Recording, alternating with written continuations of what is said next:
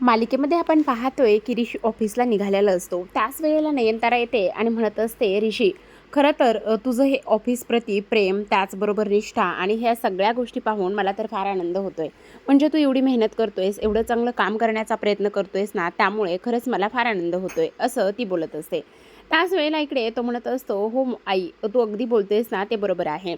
पण आता इथे मी जेव्हापासून ऑफिसला जातोय ना, तेव्हापासून मलासुद्धा इकडे ऑफिसप्रती सगळं काही वाटायला लागलेलं आहे.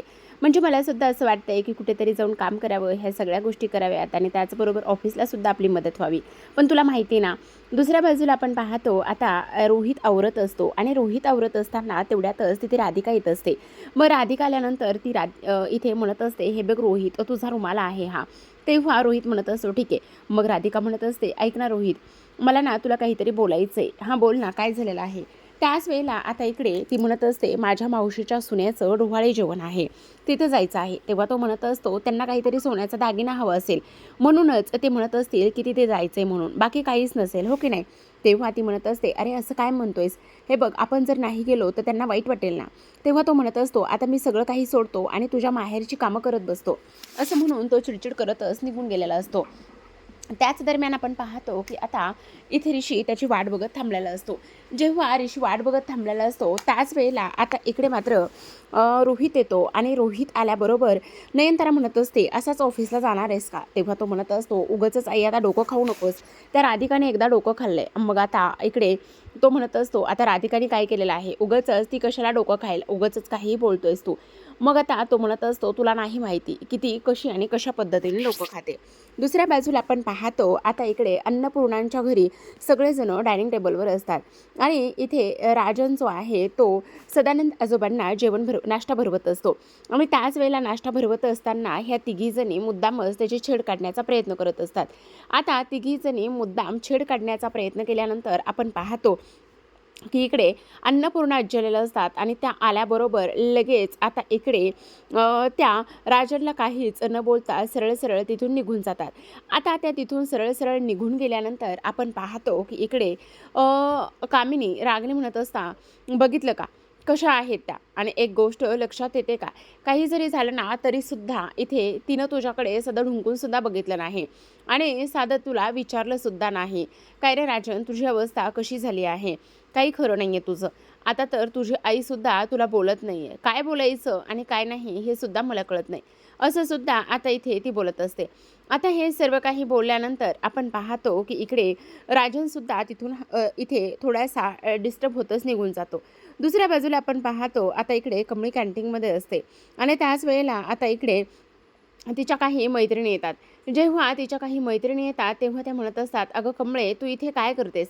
तेव्हा कमळी म्हणत असते, मी ना इथे काम करत आहे आणि पार्ट टाईम जॉब करते आणि त्याचबरोबर इथे असलेलं सगळं काही कामसुद्धा मी करत आहे.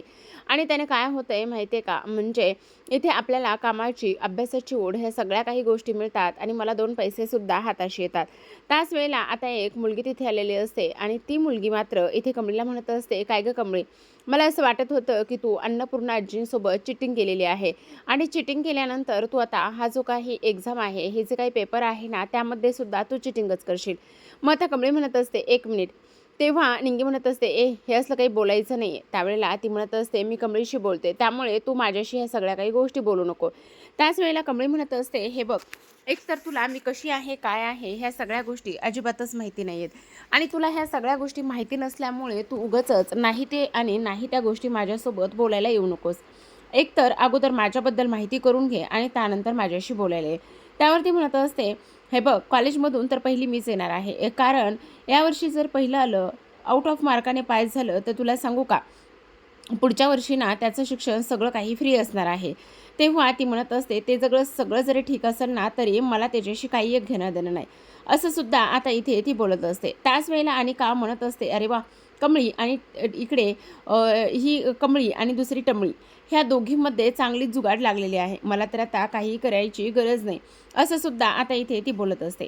दुसऱ्या बाजूला रोहितची ऑफिसमध्ये पुन्हा चिडचिड होत असते, कारण त्याने ऑलरेडीच पिऊनला चहा सांगितलेला असतो आणि चहा आतापर्यंत तरी त्याच्यापर्यंत येऊन पोहोचलेला नसतो आणि चहा त्याच्यापर्यंत येऊन न पोहोचल्यामुळे त्याची फार चिडचिड होत असते. आता इकडे तो म्हणत असतो, हा पिऊन सुद्धा कुठे राहिला मला कळत नाही.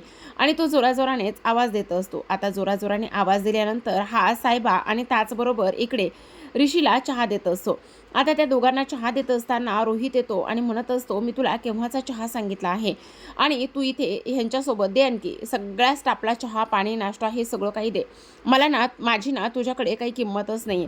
तेव्हा तो म्हणत असतो, नाही हे काय तुमच्यासाठी मी घेऊनच येत होतं.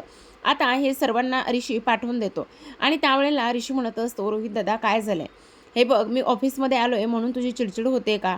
प्लीज असं असेल तर मला सांग ना, तू का उगाच चिडचिड करून घेतोयस? तेव्हा रोहित म्हणत असतो, नाही तू ऑफिसमध्ये आला आहेस म्हणून माझी चिडचिड होत नाही. माझी चिडचिड राधिकामुळे होते. का? राधिका बहिणीने काय केलं? तिला आज ना कुठेतरी तिच्या रिलेटिव्हकडे घेऊन जायचं होतं आणि मला चल म्हणत होती. तुला सांगू का, मला तिच्या माहेरच्या लोकांकडे अजिबात जायला आवडत नाही. ते ना एकदमच वेगळे आहेत. त्याच वेळेला ऋषी म्हणत असतो, अरे असं कसं नाही आवडत तुला? तुझ्या गोष्टी लक्षात येत आहेत का? हे बघ आता इकडे काही जरी झालं तरीसुद्धा त्या मुली माहेरून सासरी येतात आणि सासरच्या लोकांना आपलंसं करतात, जीव लावतात, हे सगळं काही त्या करतात. आणि आपल्याकडून सुद्धा तेवढी त्यांनी साथी अपेक्षा करू नये का? नाही, तुला नाही माहिती. राधिका अशी वेगळी आणि अशी वेगळी फार विचित्र वागत आहे. आणि तेव्हा ऋषी म्हणत असतो, नाही राधिका वहिनी आहे तशीच आहे. तुला काहीतरी इथे समजण्यात गैरसमज होतोय. तू ह्या सगळ्या गोष्टींचा विचार नको बरं करू, असं तो म्हणत असतो आणि त्याला समजवण्याचा प्रयत्न करतो. दुसऱ्या बाजूला आता कमळी कॅन्टीनमध्ये काम करत असताना तिथले दादा येतात आणि म्हणत असतात, अगं आणखी भांडी घासून झाली नाहीत. तू अशी भांडी घासत राहिलीस तर कशी भांडी घासून होणार आहेत? हे बघ, पटापट भांडी घासायला घे. अशानं काय होणार आहे? मला ना काम अगदी परफेक्ट लागतं.